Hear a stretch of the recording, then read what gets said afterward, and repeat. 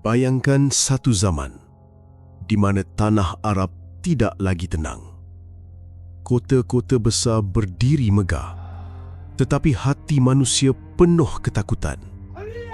Umat Islam berpecah, pemimpin dipertikaikan, kuasa menjadi rebutan. Rasulullah SAW telah memberi amaran tentang saat ini. Dalam riwayat Sunan Abu Daud disebutkan akan berlaku perselisihan selepas kewafatan seorang khalifah.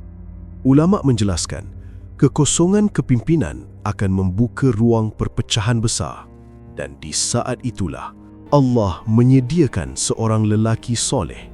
Dalam hadis yang sama, Nabi SAW bersabda, seorang lelaki dari Madinah akan melarikan diri ke Mekah. Perhatikan, dia melarikan diri. Dia bukan pemburu kuasa, dia tidak mencari pengaruh, tetapi manusia melihat sesuatu dalam dirinya. Ketakwaan, ketenangan, keadilan. Di hadapan Kaabah, antara rukun Yamani dan makam Ibrahim, tangan demi tangan dihulurkan. Bai'ah berlaku. Namun tidak semua menerima kepimpinan ini. Sebuah pasukan dihantar untuk memeranginya. Rasulullah SAW bersabda dalam riwayat Sahih Muslim, apabila mereka sampai di suatu kawasan padang pasir, mereka akan ditelan bumi. Bayangkan detik itu. Deruman kenderaan, debu berterbangan. Tentera yakin dengan kekuatan mereka. Tiba-tiba, bumi bergegar.